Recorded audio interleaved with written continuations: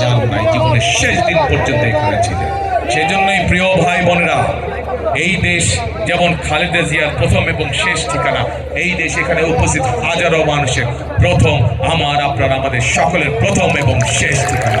কাজেই এই দেশকে গড়তে হবে আমাদেরকে, এই দেশের মানুষের ভাগ্যের পরিবর্তন করতে হবে আমাদেরকে, এবং আমরা সকলে মিলে ঐক্যবদ্ধভাবে যদি কাঁধে কাঁধ মিলিয়ে কাজ শুরু করি, ইনশাল্লাহ আমরা দেশের ভাগ্য, দেশের মানুষের ভাগ্য পরিবর্তন করতে পারবো ইনশাল্লাহ। সেই জন্যই প্রিয় ভাই বোনেরা, একটি কথা আমি বলি, করব কাজ গর্ব দেশ সবার আগে, করব কাজ গর্ব দেশ সবার আগে।